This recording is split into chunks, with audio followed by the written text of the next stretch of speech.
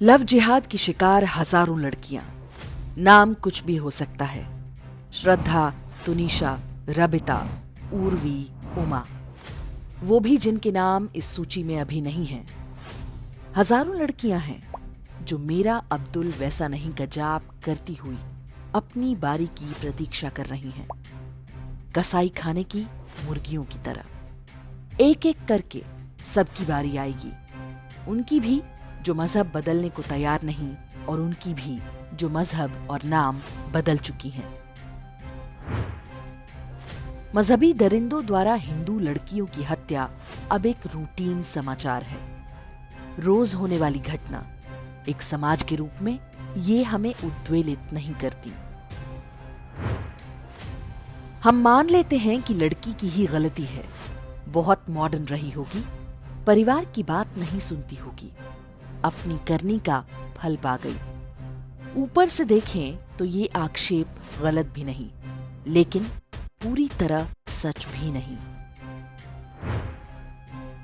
लड़कियां फंसती नहीं, फंसाई जाती हैं। उनके चारों ओर इतना मजबूत जाल बनाया जाता है कि अंततः उन्हें फंसना ही होता है।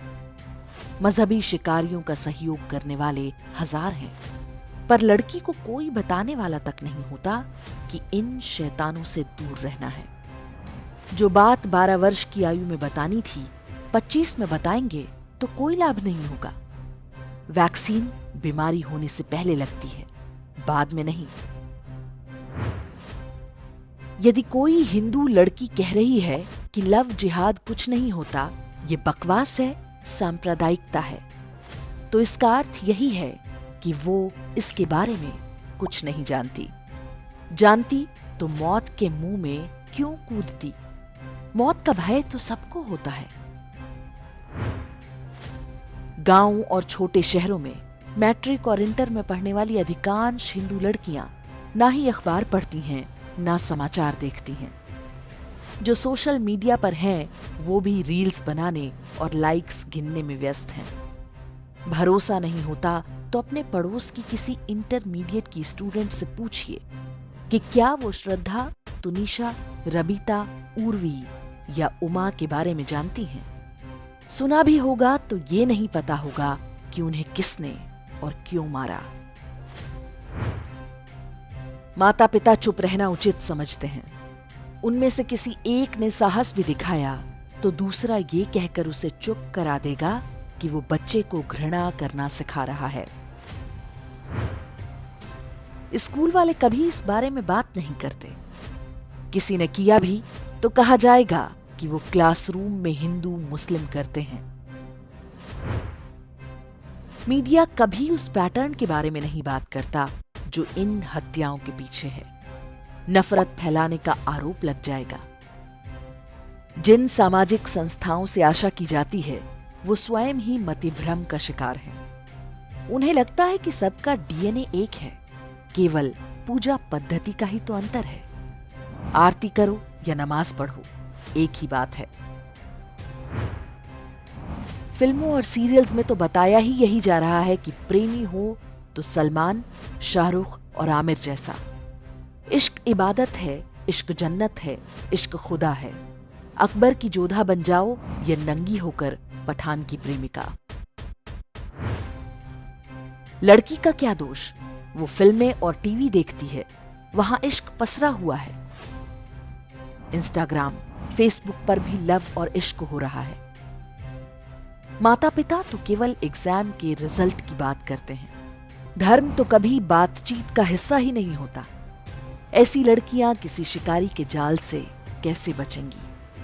पहले त्योहारों वगैरह पर पूजा पाठ होते थे, अब तो वहां पर भी भजन के नाम पर फूहड़ पैरोडी गाने बज रहे हैं। पैदा होने से बड़े होने तक बच्चे जहां जहां जाते हैं, वहां सेकुलरिज्म की महिमा गाई जा रही है।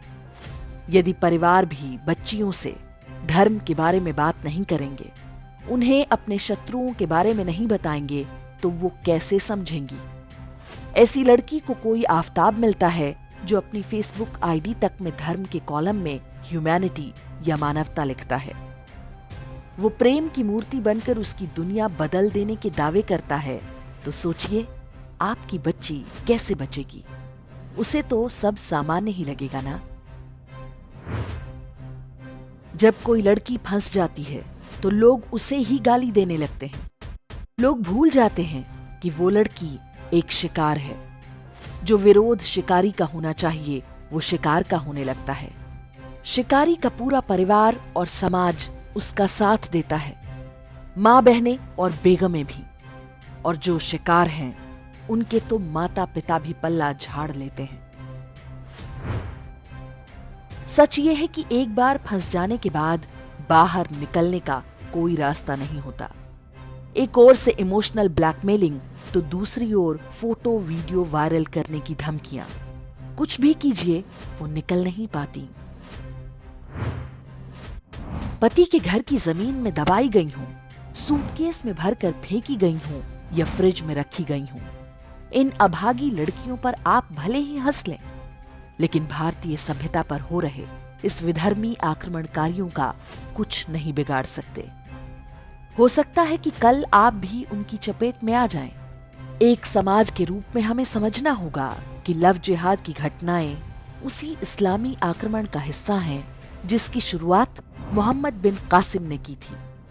उसने भी सिंध के राजा दाहिर की बेटियों के साथ ये सब किया था। सूटकेस या फ्रिज में लाश बनकर पड़ी लड़कियों को आप भले ही कोस लें, इस भयंकर बीमारी को दूर नहीं कर सकेंगे। इसे दूर करने के लिए आपको पीड़ित का नहीं, शिकारी का विरोध करना होगा। अपने बच्चों को बताइए कि वो मजहबी समुदाय के टारगेट पर हैं।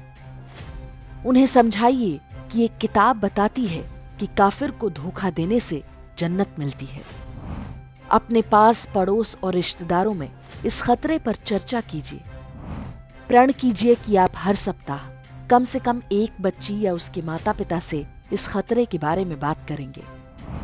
यदि आप किसी स्कूल, टीचिंग ग्रुप या मंदिर समिति में हैं, तो वहां जागरूकता अभियान चलाएं। बच्चियों और उनके माता पिता को लव जिहाद की शिकार लड़कियों से जुड़े वीडियो दिखाएं। अपने कॉलेज, कार्यालय, सोसाइटी, मोहल्ले या गांव में लव जिहाद रोकने के लिए समूह बनाएं। सरकारों और पुलिस के भरोसे रहना व्यर्थ है। ये युद्ध समाज को लड़ना होगा। इस युद्ध की शिकार लड़कियों पर हंसकर तो आप शत्रु का ही मनोबल बढ़ा रहे हैं।